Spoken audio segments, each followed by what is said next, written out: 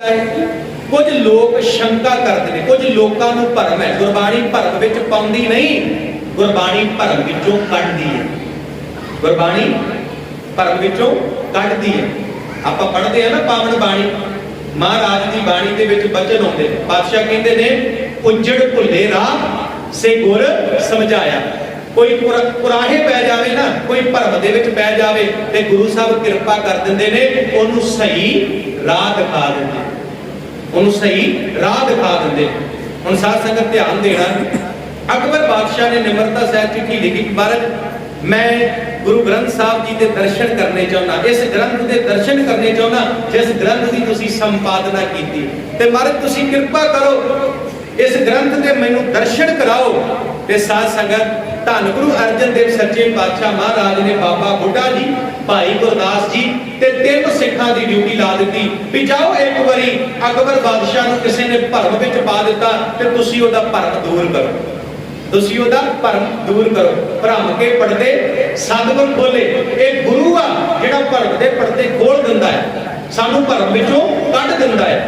ते साध संगत बाबा बुढ़ा जी ते भाई गुरदास जी गए, जदों बाबा बुढ़ा जी ते भाई सब भाई गुरदास जी गए, इतिहास कहता है बाबा बुढ़ा जी ने शब्द पढ़िया ते शब्द ए सी यक अर्ज गुफ्तम पेश को दरगोश कुन करतार हक्का कबीर करीम तू बेऐब परवदगार दुनिया मुकामे फानी तहकीक दिलदानी मंग सर मोए अजराइल गिरफ्त दिल हेज ना दानी। अकबर बादशाह नूं यह समझ आ गई, क्योंकि अरबी है फारसी है, अकबर इन्हां भाषावां दा ज्ञाता सी, उहनूं समझ आ गई कि अकबर बादशाह बड़ा खुश होया, अकबर बादशाह बड़ा खुश होया।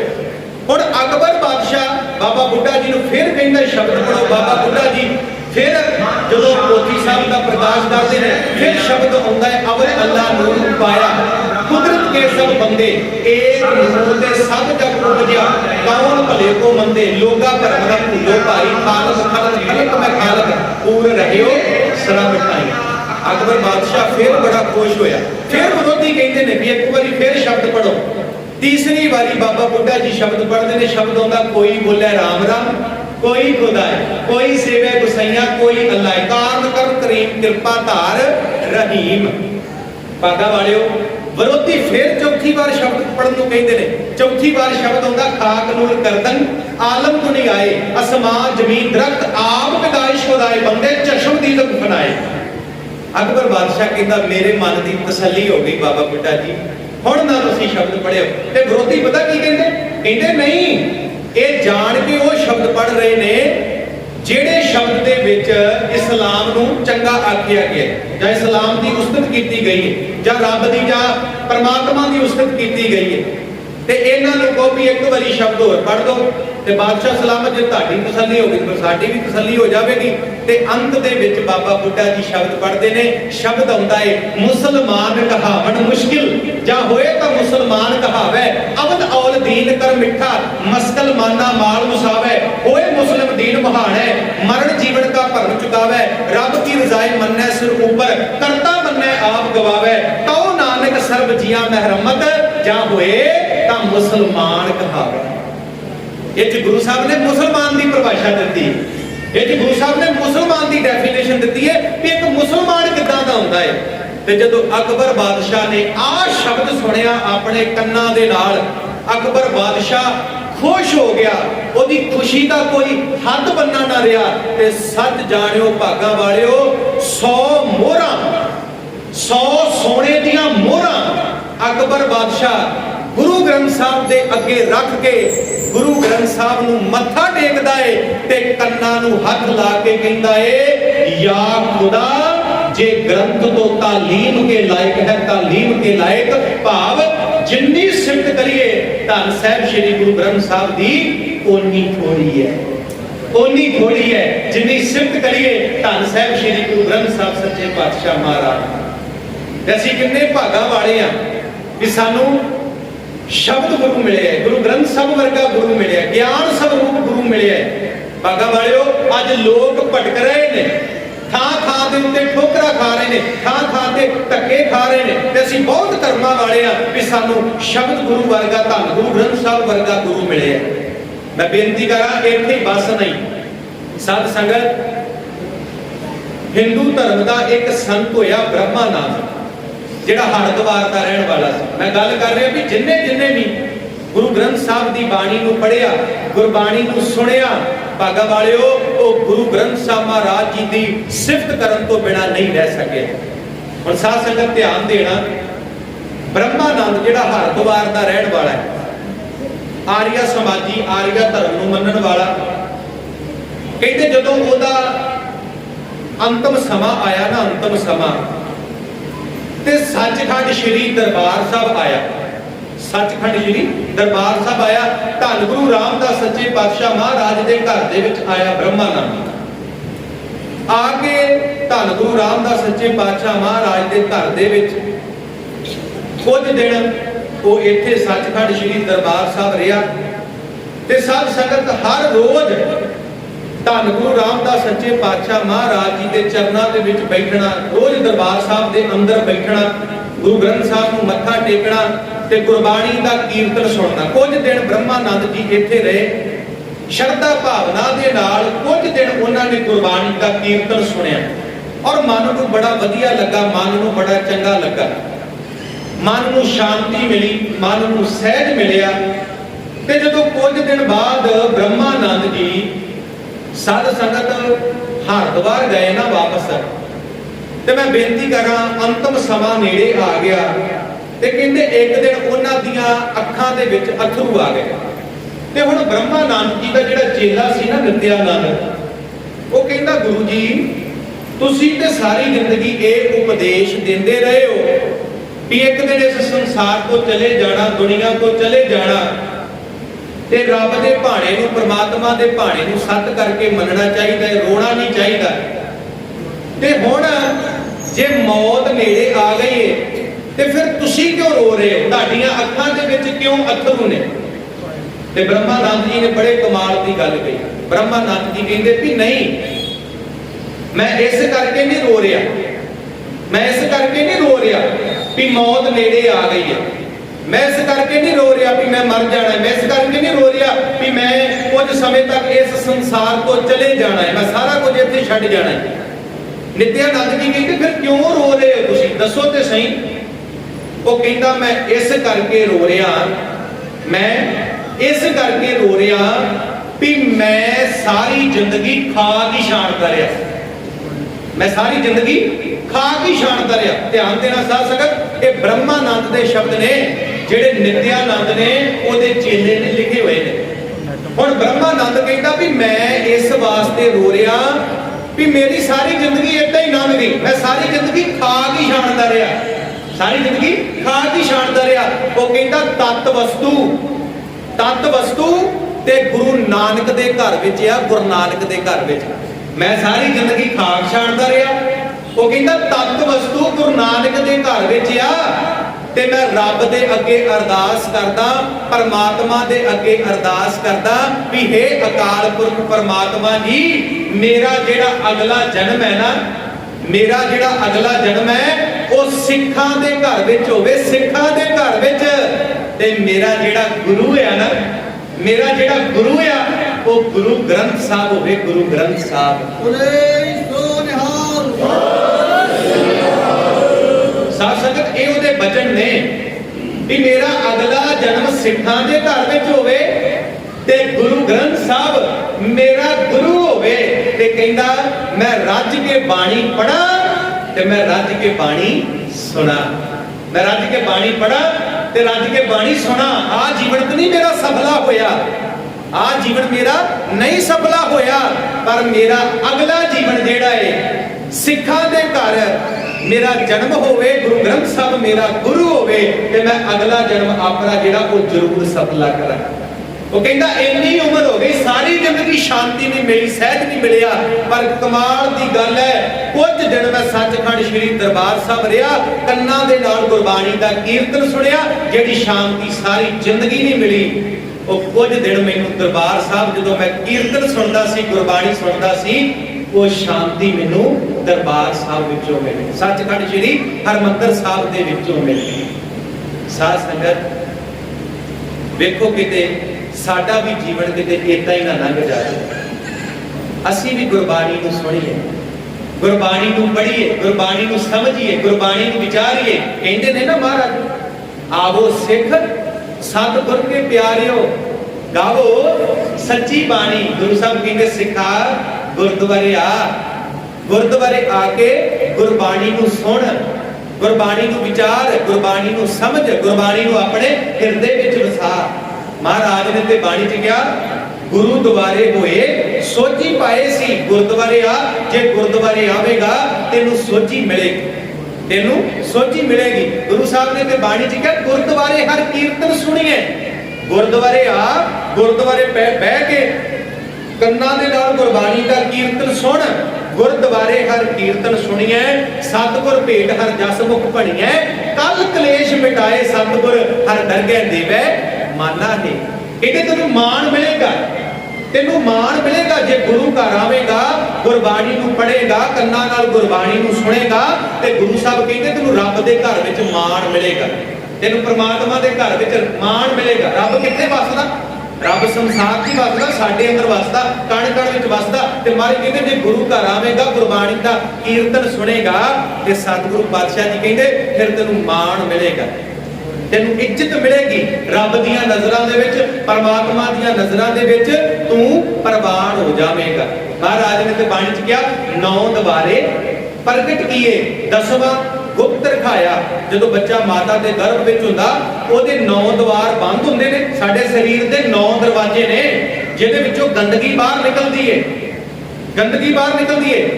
ਜਦੋਂ ਬੱਚਾ ਮਾਤਾ ਦੇ ਗਰਭ ਵਿੱਚ ਹੁੰਦਾ, 9 ਦਰਵਾਜ਼ੇ ਬੰਦ ਹੁੰਦੇ ਨੇ, 10ਵਾਂ ਦਰ ਖੁੱਲਾ ਹੁੰਦਾ। ਉਹਦੀ ਰੱਬ ਨਾਲ ਲਿਵ ਲੱਗੀ ਹੁੰਦੀ ਹੈ, ਪਰਮਾਤਮਾ ਨਾਲ ਲਿਵ ਲੱਗੀ ਹੁੰਦੀ ਹੈ।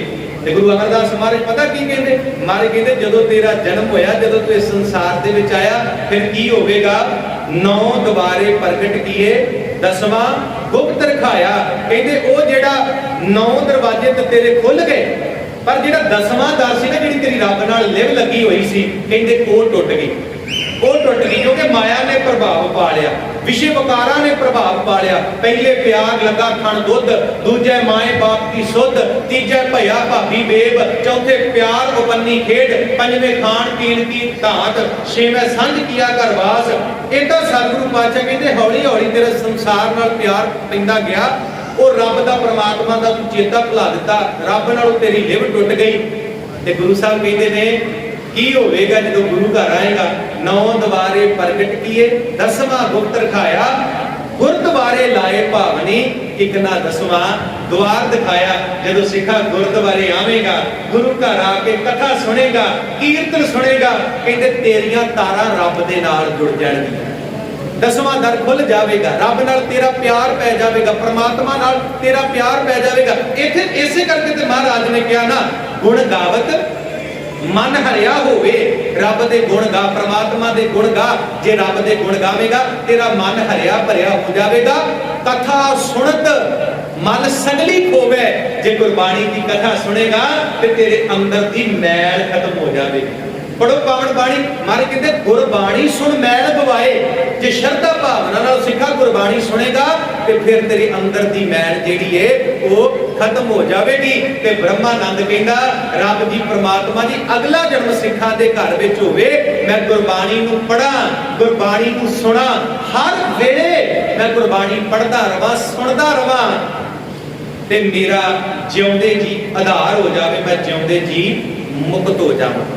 ਇੱਥੇ ਬਸ ਨਹੀਂ ਸਾਧ ਸੰਗਤ। ਮਿਸ ਪਰਲ ਐਸ ਬਗ, ਜੋ ਇੱਕ ਅੰਗਰੇਜ਼ਣ ਬੀਬੀ, ਕਿਤੇ ਤੁਸੀਂ ਉਸ ਬੀਬੀ ਦੇ ਵਿਚਾਰ ਪੜੋ ਜੋ ਗੁਰੂ ਗ੍ਰੰਥ ਸਾਹਿਬ ਮਹਾਰਾਜ ਬਾਰੇ ਉਸ ਬੀਬੀ ਨੇ ਲਿਖੇ। ਉਹ ਬੀਬੀ ਕਹਿੰਦੀ, ਮੈਂ ਹਰ ਧਰਮ ਦੇ ਗ੍ਰੰਥ ਨੂੰ ਪੜਿਆ, ਮੈਂ ਹਰ ਧਰਮ ਦੇ ਗ੍ਰੰਥ ਨੂੰ, ਪਰ ਜਦੋਂ ਮੈਂ ਗੁਰੂ ਗ੍ਰੰਥ ਸਾਹਿਬ ਨੂੰ ਪੜਿਆ, ਜਦੋਂ ਮੈਂ ਗੁਰੂ ਗ੍ਰੰਥ ਸਾਹਿਬ ਨੂੰ ਪੜਿਆ, ਜੋ ਮੇਰੇ ਹਿਰਦੇ ਨੂੰ, ਮੇਰੇ ਮਨ ਨੂੰ ਗੁਰੂ ਗ੍ਰੰਥ ਸਾਹਿਬ ਨੇ ਟੁੰਬਿਆ, ਜੋ ਸ਼ਾਂਤੀ ਮੈਨੂੰ ਗੁਰੂ ਗ੍ਰੰਥ ਸਾਹਿਬ ਦੀ ਬਾਣੀ ਪੜ੍ਹ ਕੇ ਪ੍ਰਾਪਤ ਹੋਈ, ਉਹ ਮਿਸ ਪਰਲੈਸ ਬਗ ਕਹਿੰਦੀ ਕਿਸੇ ਵੀ ਧਰਮ ਦਾ ਧਾਰਮਿਕ ਗ੍ਰੰਥ ਪੜ੍ਹ ਕੇ ਮੈਨੂੰ ਉਹ ਸ਼ਾਂਤੀ ਪ੍ਰਾਪਤ ਨਹੀਂ ਹੋਈ ਜਿਹੜੀ ਸ਼ਾਂਤੀ ਗੁਰੂ ਗ੍ਰੰਥ ਸਾਹਿਬ ਦੀ ਬਾਣੀ ਪੜ੍ਹ ਕੇ ਪ੍ਰਾਪਤ ਹੋਈ। ਮੈਂ ਬੇਨਤੀ ਕਰਾਂ ਜੀ, ਬੜੇ ਧਰਮ ਨੇ ਸੰਸਾਰ ਦੇ, ਬੜੇ ਧਰਮ ਨੇ, ਹਰ ਧਰਮ ਦਾ ਆਪਣਾ ਆਪਣਾ ਗ੍ਰੰਥ ਹੈ, पर किसी भी धर्म के ग्रंथ नूं गुरु का दर्जा प्राप्त नहीं होया।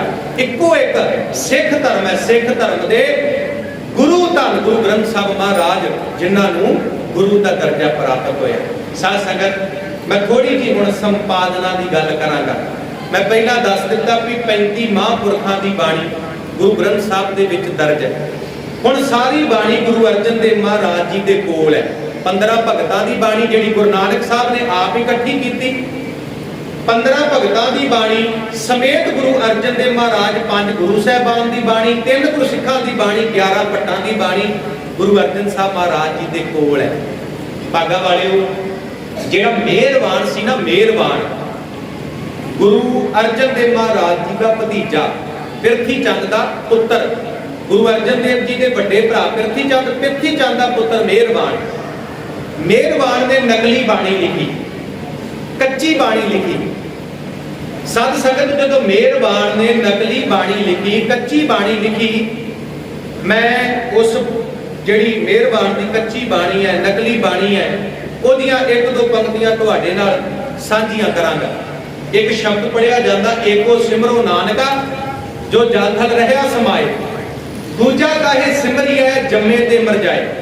हुण भागा वालिओ जे मैं ये शब्द पढ़ के अगे तुर पां ते तुहानूं सारिआं नूं इदां लगना भी भाई साहब ने जिहड़ा शब्द पढ़िया गुरु ग्रंथ साहब का शब्द है, पर यह गुरु ग्रंथ साहब का शब्द नहीं, ये गुरु ग्रंथ साहब का वचन नहीं, ये मेहरबान की लिखी हुई कच्ची बाणी है, नकली बाणी।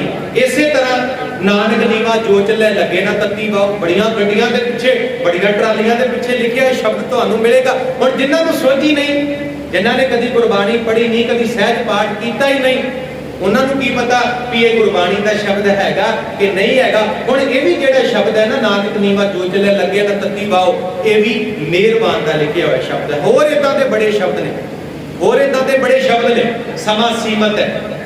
साध संगत मेहरबान ने कच्ची बाणी लिखी। हुण कच्ची बाणी लिखी नाल उहने नानक शब्द की वरतों की, नानक शब्द की वरतों की संगत नूं भुलेखा पाउण वास्ते, संगत नूं दुविधा पाउण वास्ते। और कमाल की गल है, गुरु साहब सुखमणी साहब की बाणी लिखते हैं, मेहरबान सुखमणा साहब लिखता है, बराबर बाणी लिखता है, बराबर बाणी।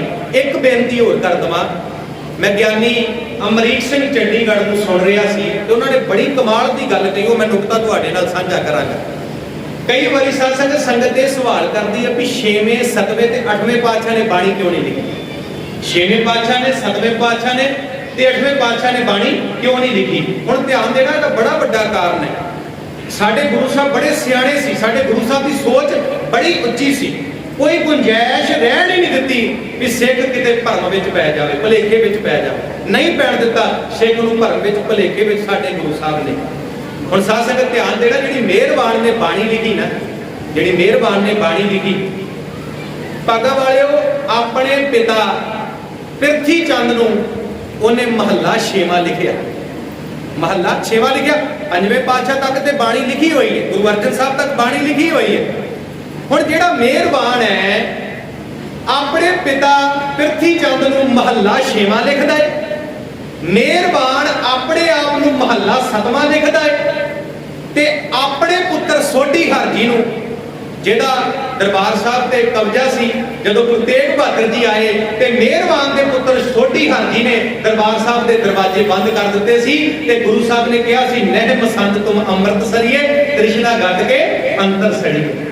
ये महाराज ने मसंदा को कहा कि तुसी ईर्खा विच सड़ रहे हो, तृष्णा विच सड़ रहे हो। हुण साध संगत ध्यान देना, जिहड़ी मैं गल कहनी चाह रहा, पिरथी चंद नूं महला 6वां, अपने आप नूं महला 7वां ते सोढी हर जी नूं महला 8वां लिखदा है, महला 8वां लिखदा है। ते इसे करके ना 6वें पातशाह ने बाणी उच्चारण की, ना 7वें पातशाह ने, ना 8वें पातशाह ने, भी किते संगत दुविधा विच ना पै जावे, संगत भुलेखे विच ना पै जावे।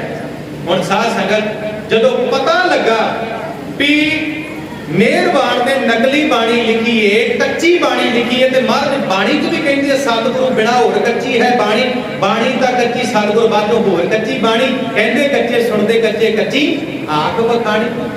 ध्यान देना साध संगत, जिहड़ा गुरु ग्रंथ साहब की बाणी पढ़दा है, सुनदा है, वो सच्चा है। पढ़ने वाला भी सच्चा है, सुनने वाला भी सच्चा है। ते जेड़ा गुरु ग्रंथ साहब नूं छड्ड के अनमति ग्रंथ पढ़ता है, जेड़े ग्रंथ अज पखंडियां वल्लों लिखे गए ने, ते महाराज कहंदे जेड़ा पढ़ता है वो भी कच्चा है, जेड़ा सुनता है वो भी कच्चा है। सच्चा वही है जेड़ा गुरु ग्रंथ साहब की बाणी को पढ़ता है ते सुनता है। पर एक सिख गुरु साहब जी दे कोल आया, वो सिख की कहंदा, एक सिख बोलियो जोर कर सतगुर जी सुन लीजै, पिरथिया आदिक अपर बहु से कर्म लिखीजै, आप बनावत शब्द बहु निज मत अनुसारी, श्री नानक को नाम सुन कर देत मजारी। महाराज मेहरबान ने नकली बाणी लिखी, नानक शब्द की वरतों की संगत नूं भुलेखा पाउण वास्ते। ते गुरु अर्जन साहब जी ने साडे ते किरपा कीती। एक दिवस प्रभ भ्राते काल, दया भरे प्रभ दीन दयाल, जह मन उपजी प्रगट्यो जग पंथ, तेह कारण कीजे अब ग्रंथ, भाई गुरदास को आज्ञा करी, करो एकत्र बाणी सब तरी, तेह भगतन की बाणी सब मेलो, साची राखो झूठी पेलो। भाई गुरदास जी आ बाणी नूं हुणे आपां ग्रंथ दा रूप दईए, ग्रंथ दा रूप। भाई गुरदास जी नूं लखारी चुनिया कि भाई गुरदास जी तुसीं बाणी लिखणी है, असीं तुहानूं बाणी लिखवाउणी है। सद संगत बाणी लिखवाउण वास्ते गुरु साहब जी ने रामसर सरोवर का कंढा चुनिया। रामसर सरोवर का कंढा चुनिया क्योंकि उत्थे बड़ी शांति सी, बड़ा एकांत सी, वातावरण बड़ा वधिया सी। कलमा घड़न की ड्यूटी लाई, शाही बनाउण की ड्यूटी लाई भाई बन्नो दी। किहदी ड्यूटी लाई जी? भाई बन्नो दी। भाई बन्नो जी तुसीं कलमा घड़नियां ने, शाही बनाउणी है, एक कलम दे नाल एक अंग लिखिया जाना। एक कलम के नाल गुरु साहब ने एक ही अंग लिखना है कि कहते शब्द की तरतीब वड्डी छोटी ना हो जाए, क्योंकि जो कलम नाल लिखिया जाना है ऐटोमैटिक कलम का जिहड़ा मूँह है वो मोटा होना है ते शब्द वड्डा छोटा होना है। गुरु साहब एक कलम के नाल एक अंग लिखते हैं। ते शाही किन्ने बनाई? शाही बनाई भाई बन्नो ने। अज दुकान पे जाइए बड़ी सौखी शाही मिल जाती है, पर उन्हां समयां विच शाही बनाउण वास्ते महीनियां समा लग जाता सी। ड्यूटी ला दी भाई बन्नो की। शाही किद्दां तैयार हुई? तांबे का बाटा लिया, तांबे का बाटा लिया, ਉਹਦੇ ਵਿੱਚ सोने की पत्तरी पाई गई, किक्कर के रुख की गूंद पाई गई, तिलां का तेल पाया गया, ठूठा पाया गया, कालख पाई गई, ते भागा वालिओ निम के डंडे नाल घोटिया गया। फिर किते जाके शाही तैयार हुई, फिर किते जाके शाही तैयार हुई। हुण साध संगत अस्थान भी चुन लिया, भाई गुरदास जी लखारी भी चुन लिया, शाही भी तैयार हो गई, कलमा भी तैयार हो गया, कागज चाहिए है। कागज गुरु साहब कश्मीर तो मंगाउंदे। प्यारा सिंह पदम ने लिखिया कि कागज जिहड़ा सी गुरु साहब ने कश्मीर तो मंगाया, क्योंकि कश्मीर का कागज बड़ा वधिया सी। 1601 ਦੇ ਵਿੱਚ ਗੁਰੂ ਗ੍ਰੰਥ ਸਾਹਿਬ ਜੀ ਨੂੰ ਲਿਖਵਾਉਣਾ ਸ਼ੁਰੂ ਕਰ ਦਿੱਤਾ ਗੁਰੂ ਅਰਜਨ ਦੇਵ ਸੱਚੇ ਪਾਤਸ਼ਾਹ ਮਹਾਰਾਜ ਨੇ। ਤੇ ਭਾਗਾਂ ਵਾਲਿਓ 15 ਅਗਸਤ 1604 ਦੇ ਵਿੱਚ ਗੁਰੂ ਗ੍ਰੰਥ ਸਾਹਿਬ ਜੀ ਦਾ ਸਰੂਪ ਲਿਖਿਆ ਗਿਆ। ਅੱਜ ਇਸ ਗੁਰੂ ਅੱਗੇ ਮੱਥਾ ਟੇਕਦੇ ਆ ਨਾ, ਜਿਸ ਗੁਰੂ ਅੱਗੇ ਅਰਦਾਸਾਂ ਬੇਨਤੀਆਂ ਕਰਦੇ ਆ, ਜਿਹੜਾ ਗੁਰੂ ਸਾਡੀਆਂ ਝੋਲੀਆਂ ਭਰਦਾ ਹੈ, ਇੱਕ 1601 ਦੇ ਵਿੱਚ ਇਹ ਗ੍ਰੰਥ, ਇਹ ਸਰੂਪ ਭਾਈ ਗੁਰਦਾਸ ਜੀ ਨੇ ਲਿਖਣਾ ਸ਼ੁਰੂ ਕੀਤਾ ਤੇ 15 ਅਗਸਤ 1604 ਦੇ ਵਿੱਚ ਇਹ ਸਰੂਪ ਲਿਖਿਆ ਗਿਆ। 4 ਸਾਲ ਲੱਗ ਗਏ ਜੀ, 4 ਸਾਲ ਗੁਰੂ ਸਾਹਿਬ ਨੂੰ ਲਿਖਣ ਲੱਗਿਆ, ਗੁਰਬਾਣੀ ਨੂੰ ਲਿਖਣ ਲੱਗਿਆ। ਹੁਣ ਇਹ ਜਿਹੜਾ ਸਰੂਪ ਹੈ ਨਾ, ਇਹ ਜਿਹੜਾ ਸਰੂਪ ਹੈ ਇਹਦੇ 1430 ਅੰਗ ਨੇ, ਇਹਦੇ ਵਿੱਚ 31 ਰਾਗ ਨੇ, 35 ਮਹਾਂਪੁਰਖਾਂ ਦੀ ਬਾਣੀ ਹੈ।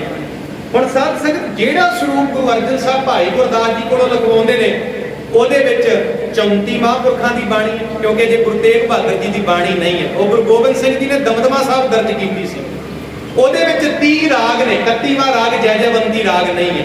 ਤੇ ਉਹ ਗ੍ਰੰਥ ਦੇ ਅੰਗ ਜਿਹੜੇ ਨੇ ਉਹ 974 ਅੰਗ ਨੇ। ਕੁਝ ਵਿਦਵਾਨਾਂ ਨੇ 975 ਵੀ ਲਿਖੇ, 974 ਅੰਗ ਨੇ। ਸਾਧ ਸੰਗਤ ਮਹਾਰਾਜ ਦਾ ਸਰੂਪ ਤਿਆਰ ਹੋ ਗਿਆ। 15 ਦਿਨ ਲੱਗੇ ਗੁਰੂ ਸਾਹਿਬ ਨੂੰ ਤਤਕਰਾ ਲਿਖਣ ਲੱਗਿਆ। ਕਿਤੇ ਤੁਸੀਂ ਗੁਰੂ ਗ੍ਰੰਥ ਸਾਹਿਬ ਦੇ ਦਰਸ਼ਨ ਕਰੋ ਤੇ 2 ਤਤਕਰੇ ਨੇ, ਇੱਕ ਰਾਗਾਂ ਦਾ ਤਤਕਰਾ ਹੈ, ਇੱਕ ਸ਼ਬਦਾਂ ਦਾ ਤਤਕਰਾ ਹੈ। ਇੱਕ 30 ਰਾਗਾਂ ਦਾ ਤਤਕਰਾ ਹੈ ਤੇ ਇੱਕ ਸਾਧ ਸੰਗਤ ਸ਼ਬਦਾਂ ਦਾ ਤਤਕਰਾ। ਇਹ 15 ਦਿਨ ਲੱਗ ਗਏ। ਹੁਣ ਜਦੋਂ ਮਹਾਰਾਜ ਦਾ ਸਰੂਪ ਲਿਖਿਆ ਗਿਆ, ਸੰਪਾਦਨਾ ਹੋ ਗਈ, ਗੁਰੂ ਗ੍ਰੰਥ ਸਾਹਿਬ ਜੀ ਦੀ ਤਿਆਰੀ ਹੋ ਗਈ। ਭਾਗਾ ਵਾਲਿਓ ਮੈਂ ਬੇਨਤੀ ਕਰਾਂ, ਗੁਰੂ ਅਰਜਨ ਸਾਹਿਬ ਸੱਚੇ ਪਾਤਸ਼ਾਹ ਮਹਾਰਾਜ ਮਨ ਵਿੱਚ ਸੋਚਦੇ ਨੇ ਕਿ ਗੁਰੂ ਗ੍ਰੰਥ ਸਾਹਿਬ ਦੀ ਸੇਵਾ ਕਿਹਨੂੰ ਦਿੱਤੀ ਜਾਵੇ, ਗ੍ਰੰਥੀ ਕਿਹਨੂੰ ਨਿਯੁਕਤ ਕੀਤਾ ਜਾਵੇ। ਤੇ ਸਤਿਕਾਰਯੋਗ ਬਾਬਾ ਬੁੱਢਾ ਜੀ ਦਾ ਚਿਹਰਾ ਸਾਹਮਣੇ ਆਇਆ ਜੀ, ਬਾਬਾ ਬੁੱਢਾ ਜੀ ਦਾ। ਬੋਲੇ ਸੋਨਿਆ। ਉਸ ਦਿਨ जिस दिन गुरु अर्जन साहब ने बाबा बुढ़ा जी ਨੂੰ ਗ੍ਰੰਥੀ ਥਾਪਿਆ, ਉਸ ਦਿਨ ਬਾਬਾ ਬੁੱਢਾ ਜੀ ਦੀ ਉਮਰ 98 ਸਾਲ ਸੀ। 98 ਸਾਲ 98 ਸਾਲ 100 ਤੋਂ 2 ਸਾਲ ਘੱਟ 98 ਸਾਲ ਉਮਰ ਸੀ।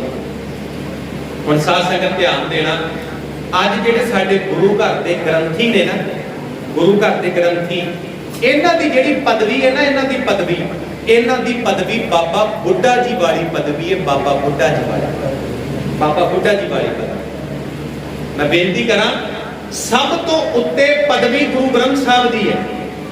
ਸਭ ਤੋਂ ਉੱਤੇ ਪਦਵੀ ਗੁਰੂ ਗ੍ਰੰਥ ਸਾਹਿਬ ਦੀ ਹੈ। ਗੁਰੂ ਗ੍ਰੰਥ ਸਾਹਿਬ ਤੋਂ ਥੱਲੇ ਜੇਕਰ ਕਿਸੇ ਦੀ ਪਦਵੀ ਹੈ ਤੇ ਉਹ ਗੁਰੂ ਦੇ ਵਜ਼ੀਰ ਦੀ ਪਦਵੀ ਹੈ। ਗੁਰੂ ਦੇ ਵਜ਼ੀਰ ਦੀ ਪਦਵੀ ਹੈ। ਸਾਧ ਸੰਗਤ, ਮੈਂ ਬੇਨਤੀ ਕਰਾਂ, ਅੱਜ ਸਤਿਕਾਰ ਕਰੀਏ ਗੁਰੂ ਘਰ ਦੇ ਗ੍ਰੰਥੀਆਂ ਦਾ, ਗੁਰੂ ਘਰ ਦੇ ਵਜ਼ੀਰਾਂ ਦਾ, ਜਿਹਦੀ ਕਿਤੇ ਨਹੀਂ ਨਾ ਚੱਲਦੀ, ਮਾਫ ਕਰਨਾ ਜੀ, ਸੱਚਾਈ ਹੈ, ਜਿਹਦੀ ਕਿਤੇ ਨਹੀਂ ਚੱਲਦੀ, ਉਹ ਗੁਰੂ ਘਰ ਦੇ ਗ੍ਰੰਥੀ ਦੇ ਆ ਕੇ ਰੋਬ ਝਾੜਦਾ ਹੈ। ਗੁਰੂ ਘਰ ਦੇ ਵਜ਼ੀਰ ਤੇ ਆ ਕੇ ਰੋਬ ਝਾੜਦਾ ਹੈ। ਕਮਾਲ ਦੀ ਗੱਲ ਹੈ। 100 ਗੁਣ ਹੋਣ ਨਾ ਗ੍ਰੰਥੀ ਸਿੰਘ ਵਿੱਚ, 100 ਗੁਣ ਹੋਣ, ਉਹ ਗੁਣ ਸਾਨੂੰ ਨਜ਼ਰ ਨਹੀਂ ਆਉਂਦੇ। ਇੱਕ ਔਗਣ ਹੋਵੇ ਨਾ, ਇੱਕ ਔਗਣ, ਤੇ ਮਾਫ ਕਰਨਾ ਜੀ, ਅਸੀਂ ਸਾਰੀ ਜ਼ਿੰਦਗੀ ਉਹ ਔਗਣ ਨਹੀਂ ਛੱਡਦੇ। ਅਸੀਂ ਸਾਰੀ ਜ਼ਿੰਦਗੀ ਉਹ ਔਗਣ ਨਹੀਂ ਛੱਡਦੇ। ਮਹਾਰਾਜ ਨੇ ਤੇ ਬਾਣੀ ਚ ਕਿਹਾ, ਭੁੱਲਣ ਅੰਦਰ ਸਭ ਕੋ ਅਭੁੱਲ ਗੁਰੂ ਕਰਤਾਰ। ਅੱਜ ਬੜਾ ਬੁਰਾ ਹਾਲ ਹੈ ਜੀ ਗੁਰੂ ਘਰ ਦੇ ਵਜ਼ੀਰਾਂ ਦਾ, ਬੜਾ ਬੁਰਾ ਹਾਲ ਹੈ। ਅਸੀਂ ਕਹਿੰਦੇ ਆ ਕੌਮ ਦੀ ਚੜ੍ਹਦੀ ਕਲਾ ਕਿੱਦਾਂ ਹੋਵੇਗੀ, ਪੰਥ ਦੀ ਚੜ੍ਹਦੀ ਕਲਾ ਕਿੱਦਾਂ ਹੋਵੇਗੀ। ਭਾਗਾਂ ਵਾਲਿਓ, ਮੈਂ ਬੇਨਤੀ ਕਰਾਂ, ਕੌਮ ਦੇ ਢਾਡੀ ਪ੍ਰਚਾਰਕ ਰਾਗੀ ਗ੍ਰੰਥੀ ਸਾਂਭ ਲਓ। ਜਿਸ ਦਿਨ ਕੌਮ ਨੇ ਢਾਡੀ ਪ੍ਰਚਾਰਕ ਰਾਗੀ ਗ੍ਰੰਥੀ ਸਾਂਭ ਲੇ, ਆਪਣੇ ਆਪ ਕੌਮ ਦੀ ਚੜ੍ਹਦੀ ਕਲਾ ਹੋ ਜਾਵੇ, ਆਪਣੇ ਆਪ ਕੌਮ ਦੀ ਚੜ੍ਹਦੀ ਕਲਾ ਹੋ ਜਾਵੇ। ਇੱਕ ਬੇਨਤੀ ਕਰਾਂ ਜੀ, ਮੈਂ ਨਾ ਯੂਪੀ ਕਥਾ ਕਰਨ ਵਾਸਤੇ ਗਿਆ ਤੇ ਮੈਨੂੰ ਗ੍ਰੰਥੀ ਸਿੰਘ ਮਿਲਿਆ, ਮੈਨੂੰ ਗ੍ਰੰਥੀ ਸਿੰਘ ਮਿਲਿਆ। ਭਾਈ ਸਾਹਿਬ ਦਾ ਨਾਮ ਦਲਜੀਤ ਸਿੰਘ ਹੈ। ਗ੍ਰੰਥੀ ਸਿੰਘ ਮਿਲਿਆ, ਕਹਿੰਦਾ ਬਾਬਾ ਜੀ ਕਮਾਲ ਦੀ ਗੱਲ ਹੈ, ਅਖੰਡ ਪਾਠ ਦੀ ਭੇਟਾ 5500 ਤੋਂ 6100 ਕੀਤੀ, ਸਾਰੇ ਪਿੰਡ ਨੇ ਰੌਲਾ ਪਾ ਲਿਆ, ਸਾਰੇ ਪਿੰਡ ਨੇ ਰੌਲਾ ਪਾ ਲਿਆ ਵੀ ਬਾਬਾ ਜੀ ਸਾਰਾ ਪੈਸਾ ਤੁਸੀਂ ਕਮਾ ਲੈਣਾ, ਸਾਰਾ ਪੈਸਾ ਤੁਸੀਂ ਕਮਾ ਲੈਣਾ।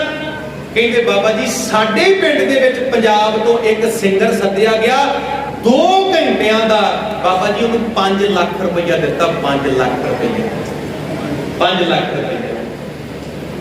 ਜਿਸ ਗੁਰੂ ਘਰ ਦੇ ਵਜ਼ੀਰ ਨੇ ਸਾਡੇ ਬੱਚਿਆਂ ਨੂੰ ਗੁਰਬਾਣੀ ਸੁਣਾਉਣੀ ਹੈ, ਇਤਿਹਾਸ ਸੁਣਾਉਣਾ ਹੈ, ਸਾਡੇ ਬੱਚਿਆਂ ਨੂੰ ਗੁਰਮਤ ਨਾਲ ਜੋੜਨਾ ਹੈ, ਜਿਸ ਗੁਰੂ ਘਰ ਦੇ ਵਜ਼ੀਰ ਨੇ ਸਾਡੇ ਬੱਚਿਆਂ ਨੂੰ ਚੰਗੇ ਗੁਣ ਦੇਣੇ ਨੇ, ਚੰਗੀਆਂ ਆਦਤਾਂ ਪਾਉਣੀਆਂ ਨੇ, ਕਮਾਲ ਦੀ ਗੱਲ ਹੈ ਸਾਧ ਸੰਗਤ। ਅੱਜ ਉਹਨਾਂ ਗੁਰੂ ਘਰ ਦੇ ਵਜ਼ੀਰਾਂ ਦਾ ਕਿਤੇ ਨਾ ਕਿਤੇ ਜਿਹੜਾ ਜੀਵਨ ਹੈ ਉਹ ਬਹੁਤ ਔਖਾ ਗੁਜ਼ਰ ਰਿਹਾ ਹੈ। ਤੇ ਮਾਫ ਕਰਨਾ ਜੀ, ਜਿਹੜੇ ਸਾਨੂੰ ਗਲਤ ਪਾਸੇ ਪ੍ਰੇਰਦੇ ਨੇ, ਜਿਹੜੇ ਸਾਨੂੰ ਨਸ਼ਿਆਂ ਵਾਲੇ ਪਾਸੇ ਲਾਉਂਦੇ ਨੇ, ਗਲਤ ਗੱਲਾਂ ਸਾਨੂੰ ਸਿਖਾਉਂਦੇ ਨੇ, ਉਹਨਾਂ ਨੂੰ ਅਸੀਂ ਬਹੁਤ ਰੁਪਈਆ ਦਿੰਦੇ ਹਾਂ, ਬਹੁਤ ਕੁਝ ਦਿੰਦੇ ਹਾਂ। ਮਾਫ ਕਰਨਾ ਭਾਗਾ ਵਾਲਿਓ, ਕਿਤੇ ਗੁਰਬਾਣੀ ਪੜੋ। ਮਹਾਰਾਜ ਨੇ ਤਾਂ ਕਿਹਾ ਸੀ, ਮੇਰੇ ਹਰ ਪ੍ਰੀਤਮ ਕੀ ਕੋਈ ਬਾਤ ਸੁਣਾਵੇ, ਸੇ ਭਾਈ ਸੇ ਮੇਰਾ ਵੀਰ। ਗੁਰੂ ਸਾਹਿਬ ਕਹਿੰਦੇ ਜਿਹੜਾ ਕੋਈ ਰੱਬ ਦੀ ਗੱਲ ਸੁਣਾਵੇ ਨਾ, ਰੱਬ ਦੀ ਗੱਲ, ਮਾਰੇ ਕਹਿੰਦੇ ਉਹ ਮੇਰਾ ਭਾਈ ਆ, ਉਹ ਮੇਰਾ ਵੀਰ ਆ। ਤੇ ਗ੍ਰੰਥੀ ਸਿੰਘ 2 ਟਾਈਮ ਨਿਤਨੇਮ ਸੁਣਾਉਂਦਾ, ਸਵੇਰੇ ਵੀ ਤੇ ਸ਼ਾਮ ਨੂੰ। ਮਹਾਰਾਜ ਨੇ ਕਿਹਾ, ਤੈ ਸਾਹਿਬ ਕੀ ਬਾਤ ਜੇ ਆਖੇ, ਕਹੋ ਨਾਨਕ ਕਿਆ ਦੀਜੈ, ਸੀਸ ਵੱਡੇ ਕਰ ਬੈਸਣ ਦੀਜੈ, ਵਿਣ ਸਿਰ ਸੇਵ ਕਰੀਜੈ। ਮਾਰੇ ਕਹਿੰਦੇ ਮੈਂ ਆਪਾ ਭਾਵ ਛੱਡ ਕੇ ਉਸ ਵਜ਼ੀਰ ਦੀ, ਉਸ ਗੁਰਮੁਖ ਦੀ, ਗੁਰਸਿੱਖ ਦੀ ਸੇਵਾ ਕਰਨ ਵਾਸਤੇ ਤਿਆਰ ਆ, ਜਿਹੜਾ ਰੱਬ ਦੀ ਭਗਤੀ ਕਰਦਾ। ਮਹਾਰਾਜ ਨੇ ਕਿਹਾ, ਜੋ ਦੀਸੈ ਗੁਰਸਿੱਖੜਾ ਤਿਸ ਨਿਵ ਨਿਵ ਲਾਗਾ ਪਾਏ ਜੀਓ। ਮੈਂ ਬੇਨਤੀ ਕਰਾਂ ਜੀ, ਅੱਜ ਚਾਹੀਦਾ ਹੈ ਗੁਰੂ ਘਰ ਦੇ ਗ੍ਰੰਥੀ ਪ੍ਰਚਾਰਕ ਰਾਗੀ ਢਾਡੀਆਂ ਨੂੰ ਵੀ ਉਹ ਆਪਣੀਆਂ ਸੇਵਾਵਾਂ ਇਮਾਨਦਾਰੀ ਨਾਲ ਨਿਭਾਉਣ, ਪੰਥ ਨੂੰ ਸਮਰਪਿਤ ਹੋ ਜਾਣ। ਤੇ ਗੁਰੂ ਘਰ ਦੀਆਂ ਕਮੇਟੀਆਂ ਦਾ ਫਰਜ਼ ਵੀ ਬਣਦਾ ਹੈ ਵੀ ਉਹ ਗੁਰੂ ਘਰ ਦੇ ਵਜ਼ੀਰਾਂ ਦਾ ਵੱਧ ਤੋਂ ਵੱਧ ਸਤਿਕਾਰ ਕਰਨ, ਗੁਰੂ ਘਰ ਦੇ ਵਜ਼ੀਰਾਂ ਦਾ ਵੱਧ ਤੋਂ ਵੱਧ ਸਤਿਕਾਰ ਕਰਨ। ਸਾਧ ਸੰਗਤ, ਬਾਬਾ ਬੁੱਢਾ ਜੀ ਨੂੰ ਗ੍ਰੰਥੀ ਨਿਯੁਕਤ ਕੀਤਾ ਗਿਆ। ਅੰਮ੍ਰਿਤ ਵੇਲਾ ਹੋਇਆ, ਅੱਜ ਸੱਚਖੰਡ ਸ੍ਰੀ ਦਰਬਾਰ ਸਾਹਿਬ ਦੇ ਵਿੱਚ ਗੁਰੂ ਗ੍ਰੰਥ ਸਾਹਿਬ ਜੀ ਦਾ ਪ੍ਰਕਾਸ਼ ਕੀਤਾ ਜਾਣਾ। ਸਾਧ ਸੰਗਤ, ਬੜੇ ਪਿਆਰ ਦੇ ਨਾਲ ਗੁਰੂ ਅਰਜਨ ਸਾਹਿਬ ਜੀ ਨੇ ਅਰਦਾਸ ਬੇਨਤੀ ਕੀਤੀ। ਬਾਬਾ ਬੁੱਢਾ ਜੀ ਨੇ ਸੀਸ ਮਾਰੇ ਦਾ ਸਰੂਪ ਸੀਸ ਤੇ ਸੁਭਾਏਮਾਨ ਕੀਤਾ। ਗੁਰੂ ਅਰਜਨ ਦੇਵ ਮਹਾਰਾਜ ਚੌਰ ਕਰਦੇ, ਗੁਰੂ ਅਰਜਨ ਦੇਵ ਮਹਾਰਾਜ ਚੌਰ ਕਰਦੇ ਨੇ। ਬੇਨਤੀ ਕਰਾਂ ਜੀ, दुनिया के इतिहास में पहली बार है भी एक पैगंबर चौर कर रहा है, एक पैगंबर चौर कर रहे। जिन्ने पैगंबर इस संसार ते आए उन्होंने अपने सिर उत्ते चौर करवाए। पर कमाल की गल है, यह विलक्षणता है, ये दुनिया के इतिहास में पहली बारी सी भी वो धन गुरु अर्जन देव महाराज जिन्होंने जमदिया ही नाना अमरदास कहते ने दोएता बाणी का पोएटा, जिन्होंने भट्ट जी कहते कल युग जहाज अर्जन गुरु सगत सृष्ट लग मित्रो, जिन्होंने भट्ट जी कहते तै जनमत गुरमत ब्रह्म पछाणियो कल जोड़ कर सो जस विखाणियो। ऐ गुरु अर्जन देव महाराज तुसी जमदे रब नूं पछाण लिया, परमात्मा नूं पछाण लिया। जिन्हां बारे भट्ट जी कहते जब लौ नहीं भाग लिलार उदय तब लौ भ्रमते फिरते बहुतायो, कल घोर समुद्र में बूढ़त थे कब हूं मिट है नहीं रे पछतायो, तत् विचार यह मथुरा जग तारण को अवतार बनायो, जपियो जिन अर्जन देव गुरु फिर संकट जौन गर्भ न आए। अज वो पैगंबर वो गुरु अज चौर करता पे, दुनिया के पैगंबरां ने अपने सिर उत्ते चौर करवाए, पर गुरु अर्जन साहब ऐसे पैगंबर ने जेड़े आप चौर कर रहे हैं, जेड़े आप चौर कर रहे हैं। पहली बार दुनिया के इतिहास के साध संगत श्री दरबार साहब के अंदर गए, पीड़ा साहब के महाराज का स्वरूप रखिया, बाबा बुड्ढा जी ने जो स्वरूप रखिया, गुरु अर्जन साहब थले बैठे ने चौकड़ा मार थले बैठे ने। बाबा बुड्ढा जी गुरु अर्जन साहब वाल वेंदे ने, गुरु अर्जन साहब कहते बाबा बुड्ढा खोलो ग्रंथ, गुरु ग्रंथ साहब को खोलो, गुरु ग्रंथ साहब जी का प्रकाश करो। बाबा बुड्ढा खोलो ग्रंथ लेहो आवाजा सुने सब पंथ, ये शब्द पढ़ के सुना संगत सुने। इत्थे मैं एक बेनती होर करांगा जी, गुरु साहब आप भी ताबिया बह सकते थे, गुरु साहब आप भी हुक्मनामा लै सकते थे, पर किते ना किते संगत में दुविधा पै जानी सी कि असी मत्था टेके आए, मत्था किनू टेके आए, गुरु कौन है? गुरु ग्रंथ साहब गुरु ने ना या गुरु अर्जन साहब गुरु ने? मत्था गुरु ग्रंथ साहब को टेक आए या गुरु अर्जन साहब को टेक आए? महाराज ने उस दिन तो दस दिता संगत जी, गुरु शरीर नहीं, गुरु शरीर नहीं, गुरु देह नहीं, देह कभी गुरु हो ही नहीं सकती, शरीर कभी गुरु हो ही नहीं सकता, क्योंकि शरीर ने मर जाना है, शरीर ने खत्म हो जाना है। पर मैं बेनती करा, शब्द ने कभी नहीं मरना, गुरबाणी ने कभी नहीं मरना, कोई दुनिया की ताकत गुरु ग्रंथ साहब को नहीं मार सकती। फिर नारायण फिर गुरु, गुरु ने सदा रहना, सतगुर मेरा सदा सदा ना आवे ना जाए। वो कहते हैं ना, एक भैन बाबे को गई, बाबा जी तुहानू गुरु धारण करना, बाबा कहता धीए पहला कोई गुरु धारण किया? भैन कहती हाँ जी, भैन कहती भी जो मैं छोटी जी होंदी सी उदों गुरु धारण किया। बाबा कहता कित्थे गया? भैन कहती मर गया। की कहती? भैन मर गया। बाबा कहता फिर? भैन कहती मैं वड्डी हुई फिर गुरु धारण किया। बाबा कहता वो कित्थे गया? भैन कहती वो भी मर गया। बाबा कहता फिर? भैन कहती मैं ब्याही गई ते मेरा सहुरा परिवार एक बाबे नूं मनदा सी, उन्होंने गुरु धारण किया, ते भैन कहती भी फिर मैं उन्होंने गुरु धारण कर लिया। ते बाबा कहता वो कित्थे गया? भैन कहती वो भी मर गया। बाबा कहता अगे तिन्नां दा भोग पाई हुण मेरा पाउणा है, अगे तिन्नां नूं मार आई है हुण मैनू मारना है। कई बारी पता की हुंदा, कई बारी पता की हुंदा, किसी बंदे ने किसी देहधारी नूं गुरु धारण कीता हुंदा ते कमाल दी गल है, हुंदा पता की है भी चेला जिउंदा है ते बाबा मर गया, चेला जिउंदा है बाबा मर गया। कमाल दी गल है। हुण फिकर पै गया चेले नूं भी गुरु किहनूं धारण करिए, बाबा ते साडा मर गया, बाबा ते साडा मर गया। तुहानूं पता ना, एक पखंडी सी बड़ा तगड़ा पंजाब की धरती ते नूर महलिया, बड़े लोगों ने गुरु धारण किया सी। अज 8-9 साल हो गए ने फ्रिज दे विच लगा होया, फ्रिज दे विच लगा होया। एक हरियाणे की धरती ते जिहड़ा अपने आप नूं रब कहंदा सी, रब कहंदा सी, वो जेल विच बैठा होया, जेल दे विच, जेल विच बैठा होया। ते किते ना किते जिन्हां ने उहनूं गुरु धारण किया सी, किते ना किते शर्मिंदगी दा मूंह वेखना पिया, शर्मिंदगी दा मूंह वेखना पिया। वेख्या जिद्दन जेल विच गया सी, की कहंदे सी पत्रकार, की कहते सी भी बाबा जी ने आ काम करता, बाबा जी ने आ काम करता।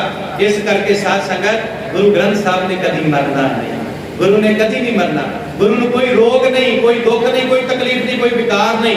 ते गुरु अर्जन साहब ने दस दिता कि अज तो बाद गुरु ग्रंथ साहब गुरु है, गुरु ग्रंथ साहब गुरु है।